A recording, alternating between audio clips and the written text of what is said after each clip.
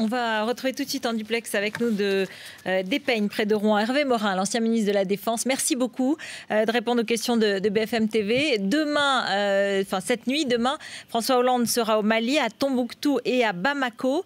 Est-ce que c'est trop tôt, 3 semaines après le début de la guerre au Mali ? C'est bien que le chef de l'État, qui est le chef des armées, rende visite aux forces et leur adresse un message de reconnaissance et leur dise merci. Je pense que c'est une bonne façon de faire. Mais ça ne doit pas être tout. Je veux dire que François Hollande doit profiter de ce déplacement pour adresser un certain nombre de messages. Le premier message, c'est que, à mon sens, nous sommes au bout du chemin sur le nord. C'est-à-dire que nous n'avons pas vocation à aller jusque dans les zones sahéliennes et semi-désertiques. Et en quelque sorte que la progression vers le nord pour les forces françaises doit bientôt s'arrêter. Ça me paraît un message que devrait adresser François Hollande demain. Et puis il y a un double message diplomatique. Le premier message, c'est de dire aux Africains, c'est à vous de prendre le relais. Et là, très franchement, on en est encore très loin. Et deuxièmement, de dire aux Européens et à la communauté internationale le soutien de cette force, qui va coûter cher pour une opération longue, ça ne peut pas être simplement un soutien français. Hervé Morin, vous avez dit, et le président l'a dit tout à l'heure en expliquant les buts de son voyage, qu'il appellerait les forces africaines à prendre le relais le plus vite possible. Mais est-ce que ce n'est pas un peu le maillon faible de cette opération? Est-ce qu'on peut compter sur elles? Est-ce qu'elles sont en situation de pouvoir faire face aux djihadistes qui resteront cachés dans les massifs montagneux? C'est une des questions principales, sinon la question principale. Il faut dire les choses telles qu'elles sont, même si ce n'est pas politiquement correct. Les armées, notamment de l'Afrique de l'Ouest, sont des armées extrêmement faibles. Il faut donc les équiper. Qui les équipe ? Il faut les former, et il faut ensuite les soutenir quand elles sont sur le terrain. Et cela, ça impose non pas 1000 ou 2000 hommes, c'est probablement 10 ou 15 000 hommes dont on a besoin compte tenu de la taille et de la dimension du du Mali. On a eu une expérience assez comparable il y a quelques années, souvenez-vous, Routel Krief, c'était au Darfour. Il y a eu une force qui s'appelait la MINUAD, et cette force-là a été incapable de remplir sa mission. Donc ce que je sais pour y avoir été à l'époque sur cette zone du Darfour, c'est que il va falloir un soutien européen et international qui soit important pour permettre aux Africains de mener cette mission. Et quand on a des réunions autour du Premier ministre pour nous informer, disons clairement que pour l'instant, on est loin du compte.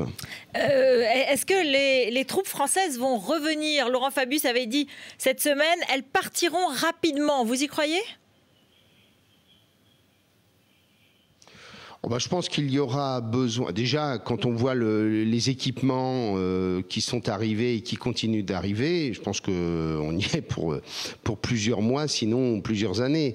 Ce que je crois, c'est que nous ne devons pas être soutenus par quelques forces africaines. C'est que ce sont les forces africaines qui doivent être en première ligne et que nous devons les soutenir, leur apporter le soutien logistique, l'organisation, les moyens de transmission. Et ça, c'est à mon sens une opération qui doit être bien entendue avec une architecture française, mais il faut que les Européens considèrent aussi que cette affaire-là, ça ne nous concerne pas uniquement. Je rappelle que la restauration de la souveraineté du Mali, la réorganisation du Mali, qui est aussi le deuxième grand sujet, c'est une affaire qui concerne tous les Européens, parce que la sécurité de l'Europe, elle commence aussi au Mali. Dernière question pour un dirigeant de l'opposition, à François Hollande. Vous dites, chapeau, la France a très bien fait et c'est une belle opération pour la France ? La France a bien fait de porter ce coup d'arrêt. Je pense qu'il y a eu des retards diplomatiques assez importants entre la déclaration de François Hollande lorsqu'il est allé aux Nations Unies en septembre. Il ne s'est rien passé pendant 2 mois. On aurait dû avoir une initiative diplomatique majeure en Europe et en Afrique. On ne l'a pas eu. On a mis beaucoup de temps à présenter un plan sérieux aux Nations Unies pour en quelque sorte amorcer les choses. Et donc on a perdu des mois précieux. N'en parlons plus, c'est le passé. Mais je pense qu'on n'a pas été à la hauteur sur ce sujet. On a été, je crois qu'il faut bien dire aux Français ceci, c'est un peu dur de dire ça quand en plus on a été mis à défense, mais Mais oui, voilà. L'opération militaire, c'est le plus facile. Le plus difficile, désormais, c'est d'assurer la restauration d'un État malien pour éviter que les djihadistes reviennent dans 6 mois ou dans 1 an. Et ça, c'est une opération longue, c'est une opération difficile, on l'a vu en Afghanistan. Et donc, moi je dis à François Hollande, désormais, c'est ça la question centrale. C'est organiser un processus politique pour que le Mali puisse à nouveau recouvrer sa souveraineté. Merci beaucoup Hervé Morin.